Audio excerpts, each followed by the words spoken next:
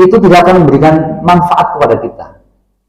Oleh karena itu, pagi ini saya akan mengajak Bapak Ibu untuk memperbaiki interaksi kita dengan Al-Quran. Caranya bagaimana? Caranya adalah dengan menjadikan Al-Quran sebagai TTM. Apa Bapak Ibu? Ya, TTM, teman tapi mesra.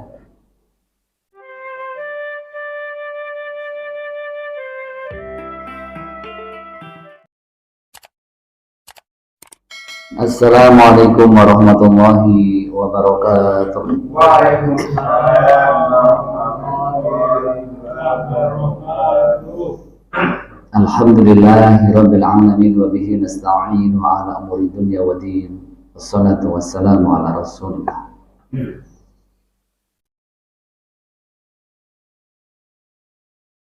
Di antara waktu yang paling berharga di kehidupan kita adalah di waktu kita sedang sujud di hadapan Allah.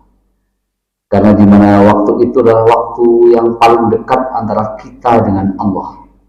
Dikatakan oleh Allah bahwa waktu itulah kita lebih dekat daripada Allah, lebih dekat daripada urat nadi di leher kita. Artinya Allah itu sungguh sangat dekat. Sehingga kemudian dalam hadis yang lain Nabi menyampaikan agar kita memperpanjang rukuk dan sujud kita. Kenapa? Ketika kita rukuk dan ketika kita sujud, maka dosa-dosa itu berguguran. Oleh karena itu, ketika ada Bapak Ibu suatu ketika mengikuti sholat bersama imam, lalu imamnya mungkin rukuknya lama, kemudian sujudnya lama, mari kita nikmati dengan rasa bahagia. Karena semakin lama rukuk dan sujud kita, maka semakin banyak dosa-dosa yang berguguran dari kita. Sehingga tidak ada lagi ketika sujudnya terlalu lama, mungkin nanti Bapak Ibu dalam hati membatin, jika sujudnya suwe temen.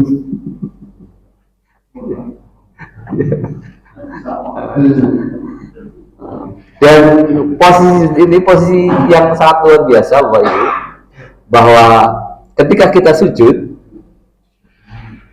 posisi kepala itu berada di bawah jantung, sehingga jantung memompa darah ke otak kita itu sedang dalam kondisi yang paling maksimal, di mana menurut para ahli itu ada satu bagian di dalam otak kita yang tidak pernah bisa dialiri oleh darah.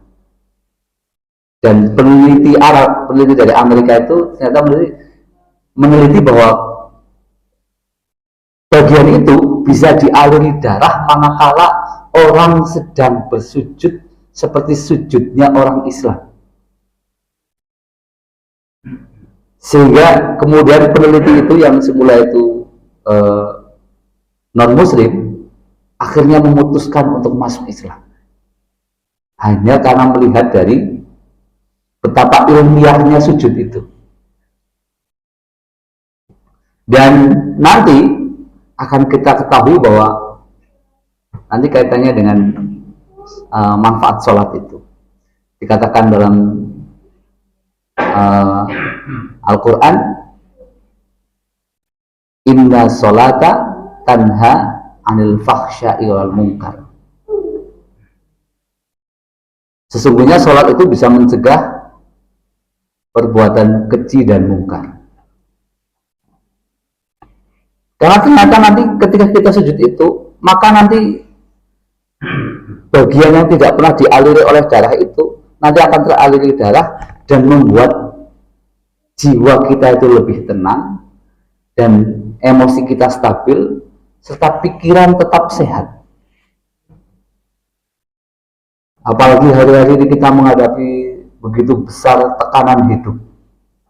Ini sangat penting bagi kita untuk tetap menstabilkan emosi dan pikiran kita agar kita tetap waras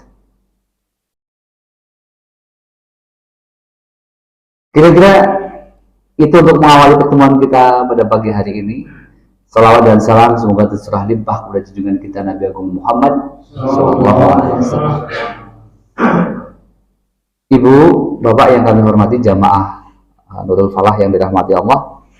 Pada kesempatan pagi hari ini kita akan membahas tentang Al-Quran. TTM itu sudah belum ya Mas Aman? TTM? Belum ya? TTM sudah Pak? TTM? Belum? Oke. TTM siapa Pak Bu? TTM itu teman tapi mesra.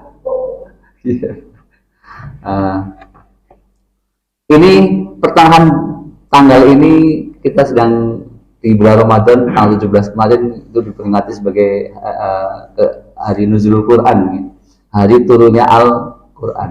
Menurut para ulama, Al-Quran itu diturunkan 2 kali. Yang pertama adalah diturunkan secara sekaligus,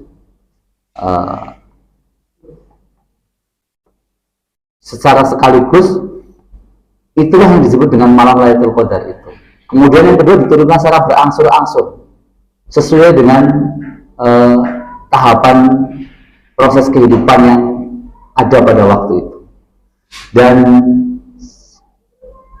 surat yang pertama kali turun itu adalah surat Al-Alaq ayat 1 sampai dengan 5.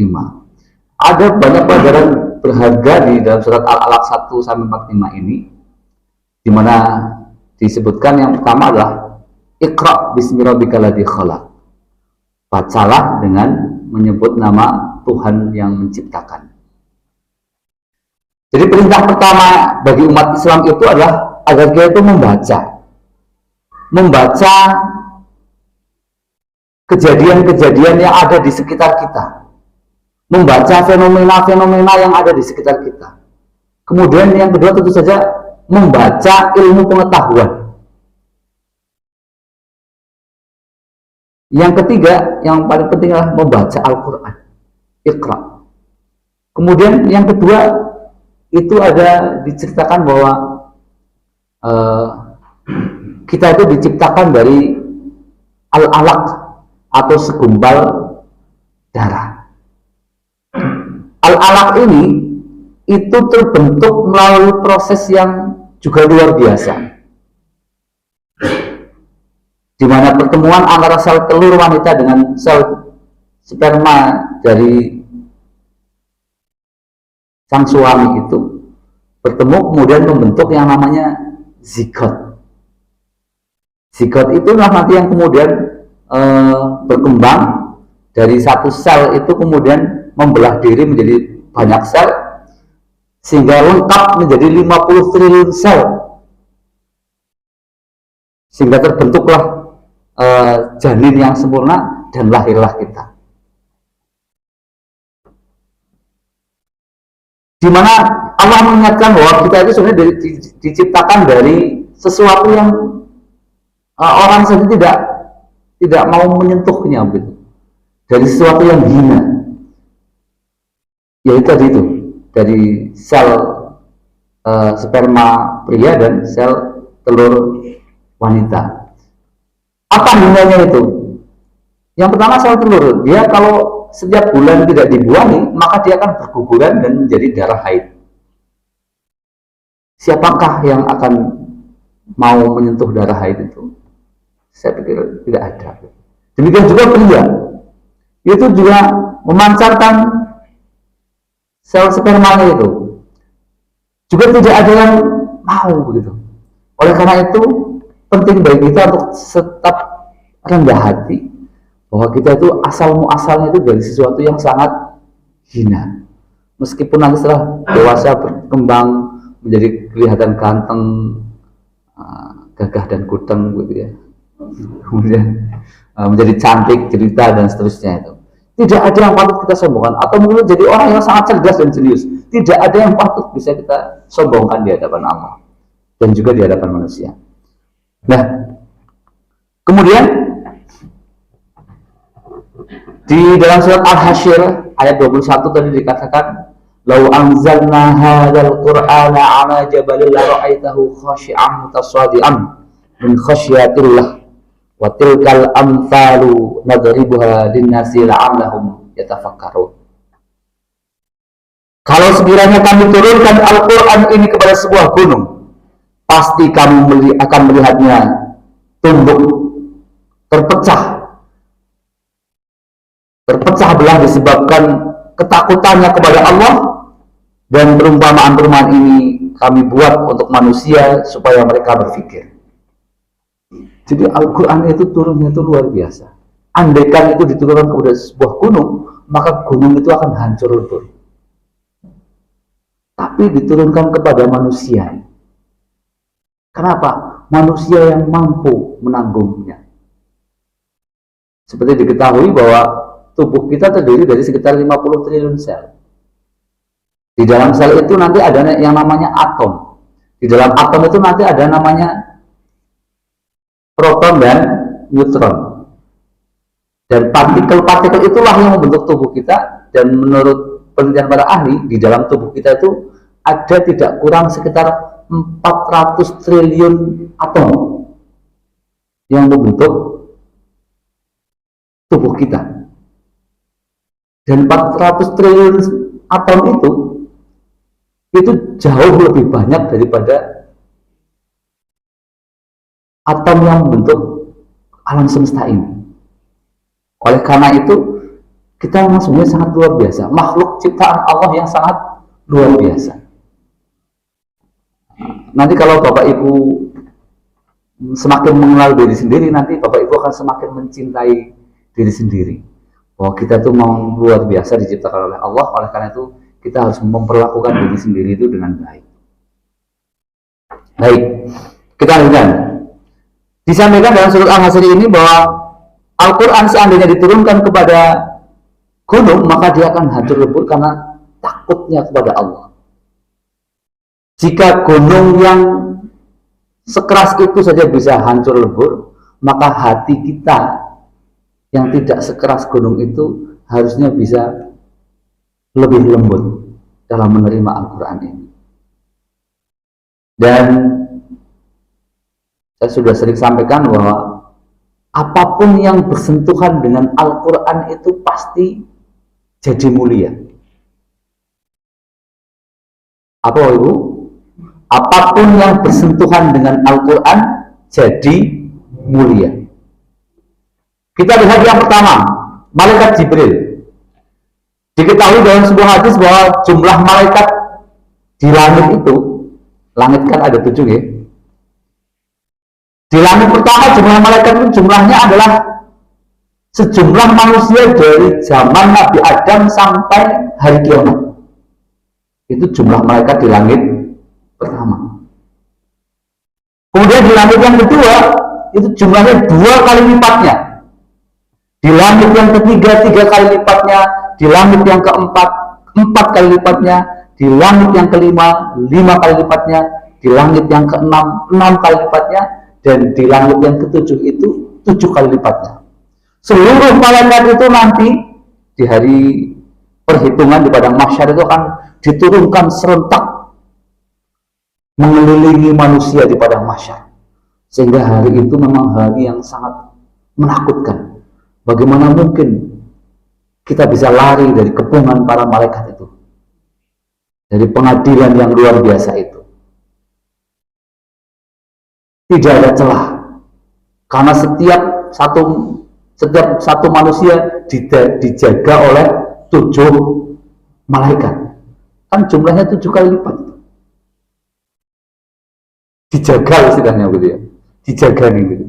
Sehingga kita nggak mungkin lari. Sehingga benar itu dikatakan oleh Aisyah kan bertanya, ya Rasulullah, bagaimana keadaan kita di hari kiamat? Di hari kiamat itu kita dibangkitkan dalam keadaan tidak berbaju, bertelanjang kaki dan belum berkhitan. Lalu Aisyah bertanya, lalu bagaimana keadaan kita? Apakah kita tidak merasa malu? Ternyata kita nggak sempat mikir malu. Kenapa? Karena kita rasanya sudah takut luar biasa pada hari itu. Kita lanjut. Dari mungkin miliaran dan mungkin triliunan malaikat itu, ternyata ada satu malaikat yang begitu dimuliakan oleh Allah dan menjadi pemimpin para malaikat. Siapakah itu? Yaitu Ruhul Akbar, yaitu Jibril alaihi salam. Malaikat Jibril itu menjadi mulia kenapa? Karena dia membawa Al-Quran disampaikan kepada Nabi Allah Muhammad Sallallahu Alaihi Wasallam. Itu yang pertama. Malaikat saja ketika dia bersentuhan dengan Al-Quran, maka dia menjadi lebih mulia, dimuliakan oleh Allah. Kemudian yang kedua, malaikat membawa Al-Quran ini di satu bulan, namanya bulan Ramadan. Di antara 12 bulan ini, bulan Ramadan juga menjadi bulan yang paling mulia. Karena apa? Karena pada bulan Ramadan itu diturunkan Al-Quran tadi. Dan di antara bulan Ramadan itu ada 30 hari. Tetapi ada satu malam yang paling mulia, yaitu malam Lailatul Qadar. Karena pada malam itu Al-Quran diturunkan secara sekaligus, berriwayat.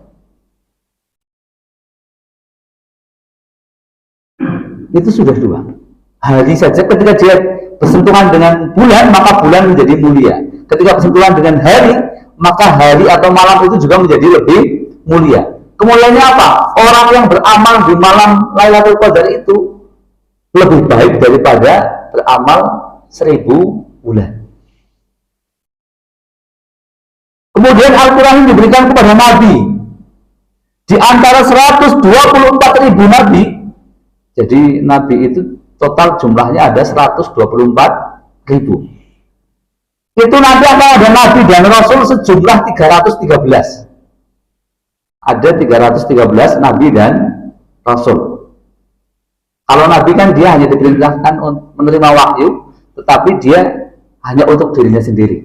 Tapi kalau Rasul, Nabi dan Rasul, dia menerima wahyu, kemudian harus menyampaikan kepada umatnya.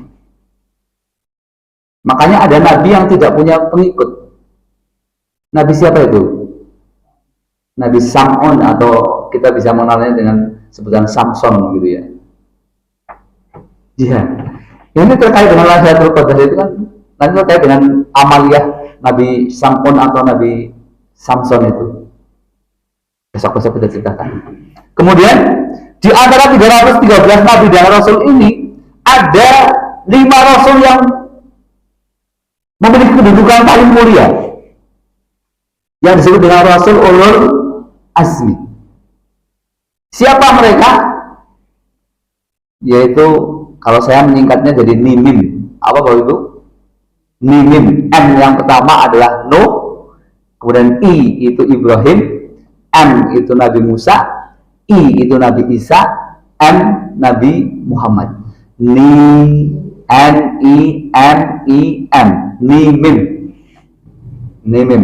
Nuh, Ibrahim, Musa, Isa, Muhammad. Itu Rasul Ulul Azmi, yaitu Rasul-Rasul yang memiliki ketangguhan dan ketabahan luar biasa dalam menghadapi ujian dari Allah Subhanahu wa Ta'ala. Di antara 5 Rasul itu, Rasul Ulul Azmi itu, ada satu Rasul dan Nabi yang paling mulia, yaitu Nabi Muhammad SAW. Kenapa? Karena beliaulah Nabi yang dianugerahi dengan mukjizat yang namanya Al-Quran itu. Lalu Nabi Muhammad menyampaikan Al-Quran ini kepada umatnya, maka umatnya pun menjadi umat yang paling mulia, paling dimuliakan. Bagaimana tidak dimuliakan?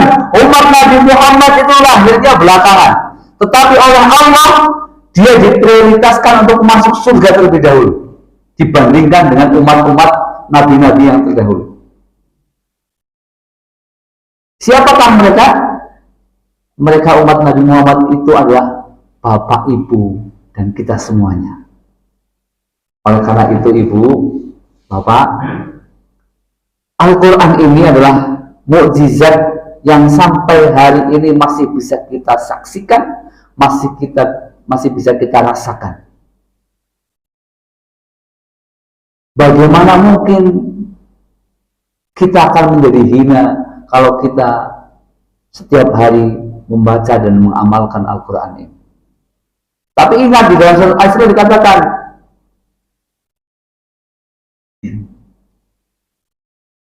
wa nunazzilu minal Qur'an ma huwa shifaa wa rahmatul lil mu'minin, dan telah kami turunkan Al-Quran untuk menjadi asyifa, obat.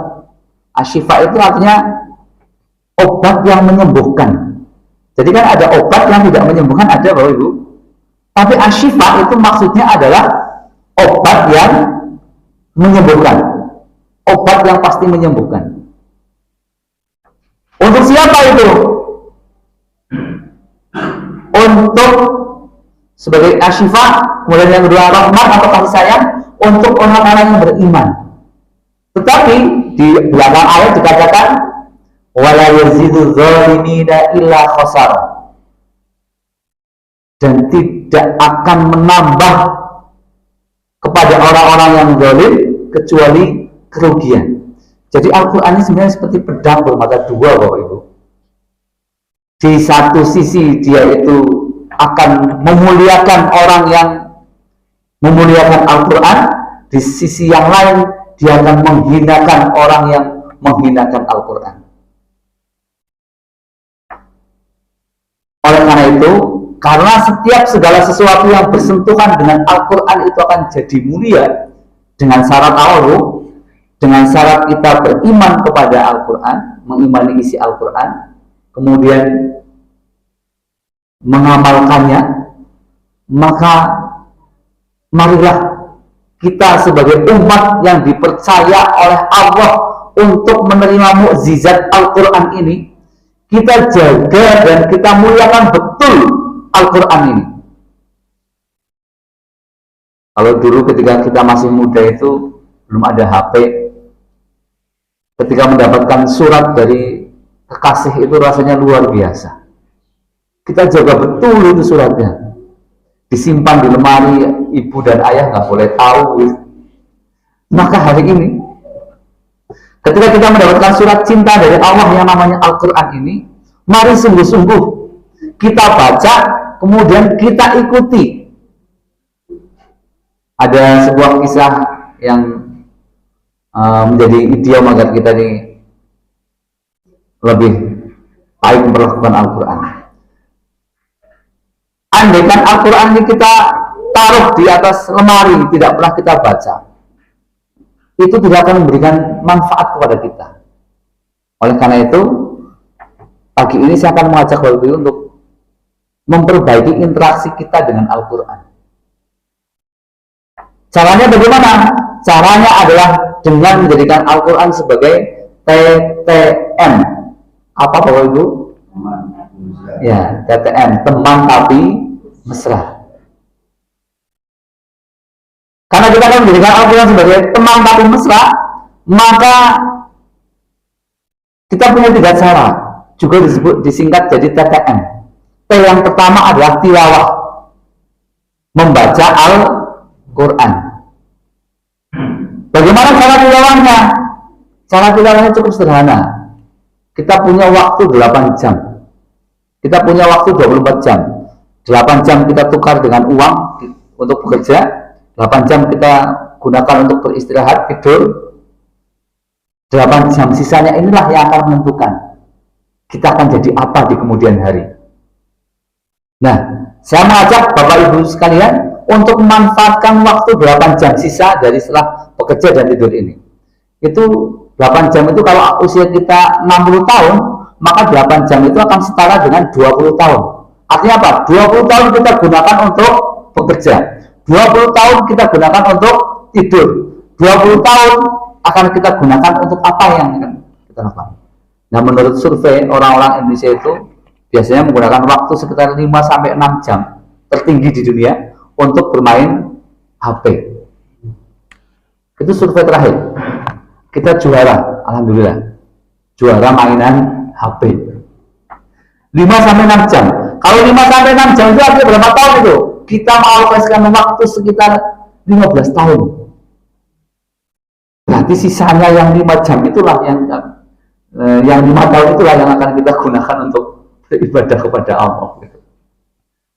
Padahal perjalanan kita panjang. Untuk meniti sirat aja butuh waktu 15.000 tahun perjalanan. Tapi kita berbekal dengan 5 tahun beribadah. Cukup nggak itu? Wah, Allahu a'lam. Baik. Tilawah. Tilawahnya gimana? Di tangan ini zaman yang sudah serba cepat, modern gitu ya. Kita alokasikan katakanlah satu hari itu 1 sampai dengan 2 jam. Tapi dicicil, jangan sekaligus. Karena kalau sekaligus kita baca Quran 1 jam, 10 menit pertama kita masih semangat, 10 menit kedua kita mulai gelisah. Ini HP-nya, WA-nya dari siapa aja itu ya. 10 menit ketiga kita sudah rasanya bos gatel pengen minyak. 10 menit keempat wis antuk-antukan. 10 menit berikutnya wis embuh gitu. Oleh karena itu gimana caranya? Kita alokasikan waktu untuk tilawah itu per 10 menit. Kalau saya baginya itu menjadi 12 waktu. Artinya setiap 2 jam sekali kita usahakan untuk baca Quran. Sekarang kan mudah, Al-Quran ada di HP, Al-Quran bisa kita bawa berupa mushaf. Sehingga per 2 jam itu kita bisa mengalokasikan waktu berapa? 10 menitan aja, 5 sampai 10 menit. Kalau kita membaca Quran 10 menit, itu kita akan dapat sekitar 2 lembar atau 4 halaman. Kenapa? Membaca Quran 10 menit itu lebih stabil kecepatannya dibandingkan dengan membaca Al-Quran selama 1 jam. Nanti dihitung, silakan dihitung. Kecepatan baca Quran kita kalau per 10 menit itu biasanya sekitaran 2,5 sampai dengan 3 menit dapat 1 halaman. Stabil kecepatannya. Sudah 10 menit cukup, nanti tutup. Nanti 2 jam lagi kita baca lagi gitu.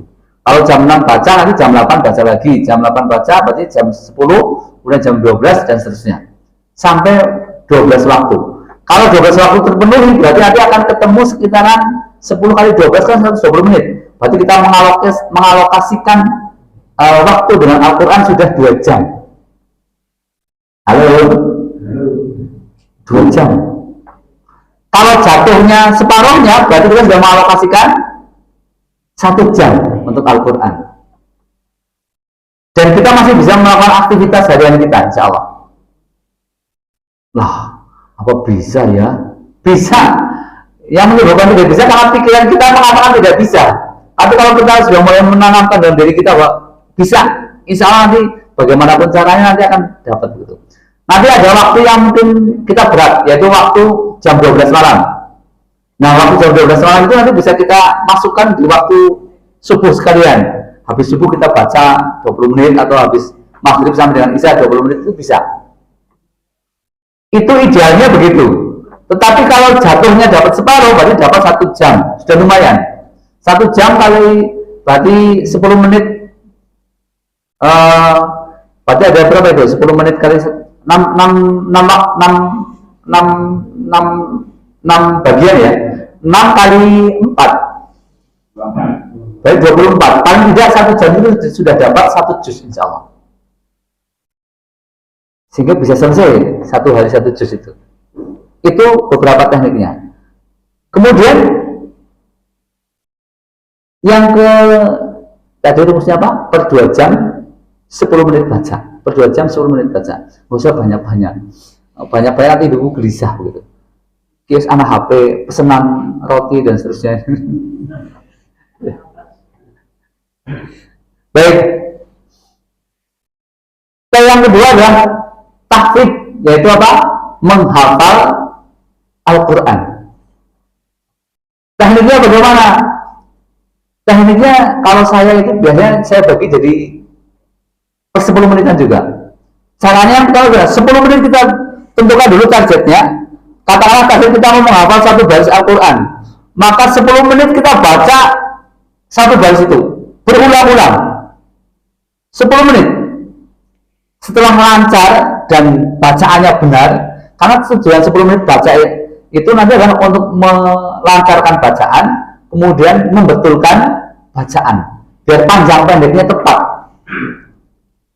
Kalau sudah, baru nanti 10 menit kedua itu mulai menghafalkan. Caranya gimana? Angkat mushaf di sejajar dengan mata, tapi di sebelah kiri kita kira-kira sekitar 45 derajat. Wajah tetap menghadap ke depan, tapi kita melirik ke kiri atas. Karena orang ketika dia berpikir, dia mengingat sesuatu, maka dia akan melirik ke kiri atas. Kalau nggak percaya, boleh dicek itu. Kemudian, juga selama 10 menit. Setelah itu, baru kemudian 10 menit terakhir ada setoran.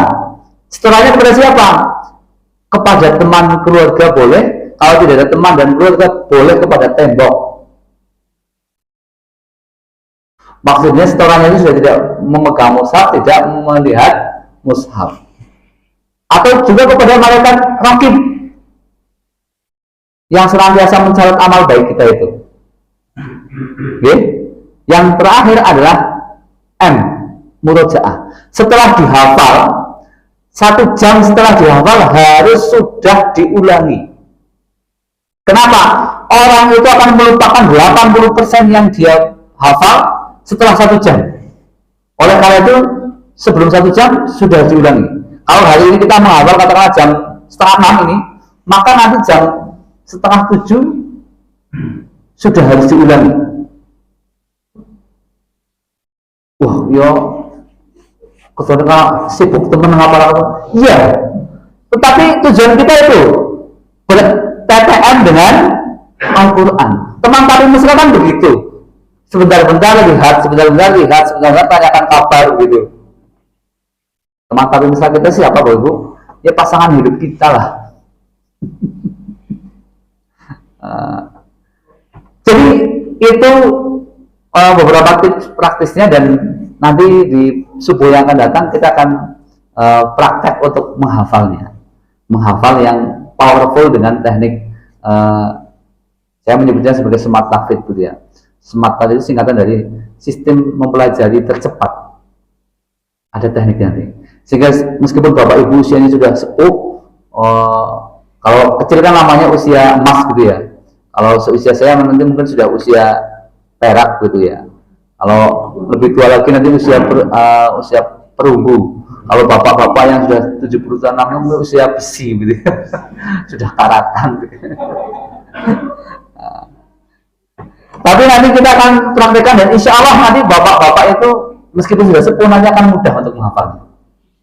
Insya Allah hari Ahad yang akan datang kita akan praktek. Dan nanti diusahakan untuk bawa mushaf gitu ya. Nanti praktek sebentar gitu. Insya Allah nanti akan mudah.